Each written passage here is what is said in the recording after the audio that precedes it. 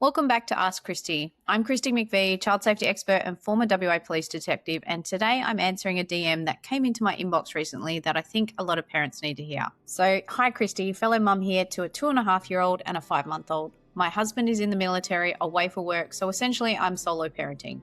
My toddler plays in the backyard naked with the hose. We live behind the maintenance shed of a school, and for the last 3 weeks, my son has been insinuating a man is at the fence. I called my son and he didn't answer me. I went outside and couldn't see him straight away. I went to the fence, and when the man heard me call my son's name, I spotted him and saw him walking away. I told him next time, I'm guessing her son, she told her son, I told him next time he's there, come and get me. Yesterday it happened again. My son came and got me and said, "Mummy, man with a beard." And sure enough, when I went out, there he was walking away. Was he just working or was it a coincidence? It's always when I go out. I went to school straight away and spoke to the principal, but I'm quite nervous for when this man returns to work in case he confronts me. I trust my child 100%, but he is 2 years old. Am I being too cautious? I am going to install a cheap camera. What a scary situation. Okay, first thing I want to say to this, mum, is you are not overreacting, not even close.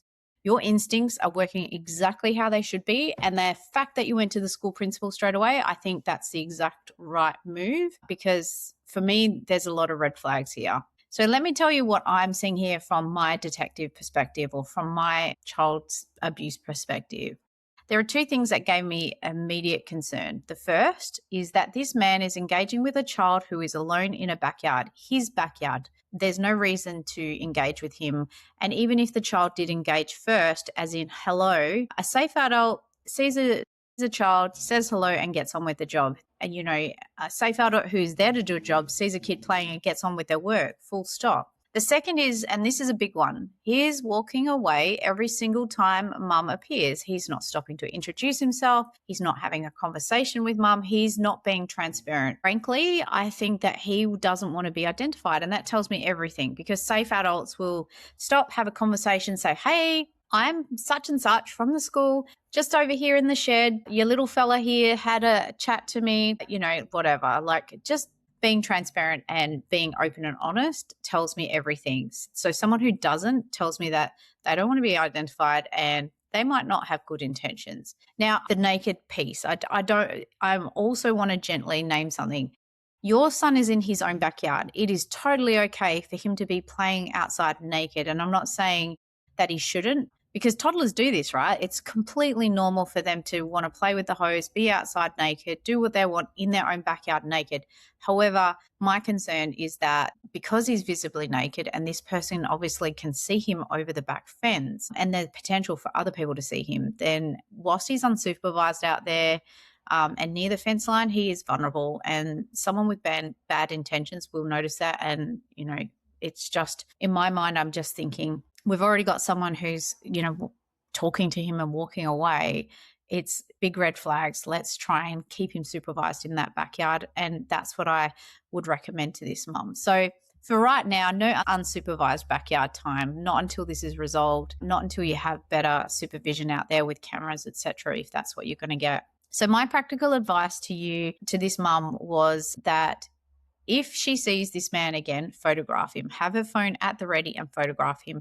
Make it obvious that you're photographing him. You want him to know that you see him and you are documenting him. That alone will hopefully be enough to make someone with bad intentions disappear and avoid your backyard and your child. The camera, the wireless camera or the security camera, is an amazing idea. I would highly recommend that, especially if you've got a fence line that's bordering onto a school. Anyone could jump in the backyard anyway. So it's just giving you that extra security to know who's in your backyard or who's walking past your backyard. You can grab wireless Ring cameras from Bunnings for around $150, maybe a little bit more. Can't remember the price we got ours for. It's motion censored and motion activated. It's Wi-Fi. It gives you eyes on that fence line even when you're inside. So yeah, really, really good idea. If the behavior continues after you've spoken to the principal, go to the police. You don't need proof of a crime. You just want to make a report so there is a record, because at present there is no crime being committed. However, if police have something else happen, say something else happens to another neighbor's yard, then they're going to have this intelligence that they can use to make a decision to look into something further. It's just about keeping people aware of what's going on. About Tuesday, you mentioned you're worried about him confronting you on Tuesday or when he went back to work. You don't owe this man a conversation. If he approaches you, stay calm, stay brief, go inside. You do not need to explain yourself to anyone who has been lurking at your fence line for over 3 weeks, talking to your son while he's naked in the backyard. If you feel unsafe, call police immediately. Tell them the story, ask them to attend, but you don't owe anyone anything. If he's angry or upset, that is not on you. He has done the wrong thing. And to this mum, you trusted your gut, you acted on it, you went to the school, you're installing a camera, you are doing everything right. And I want parents to hear what I'm saying here. By doing this, you are protecting your kids. It doesn't matter that a stranger thinks that you're overreacting. It doesn't matter if this person thinks you're overreacting. You are doing everything right, so keep on doing it. Look, if you've got a question you want me to answer on Ask Kristi, please send a DM. Send me an email to my hello@kristimcvee.com. You can always keep it anonymous. I would prefer that anyway.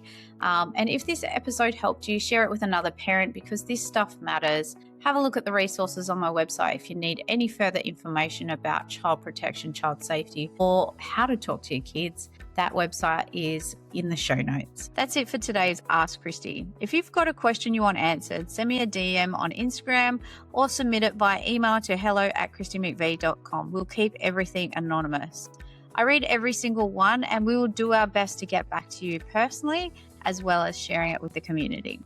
And if today's episode resonated with you, I'd love for you to check out my other resources at kristimcvee.com, including my Operation Kids Safe book or Conversations with Kids body safety card deck. Everything is designed to help you have calm, confident conversations with your kids about body safety. Share this episode with a parent who needs it, and don't forget to subscribe so you never miss an episode. I'll see you next time.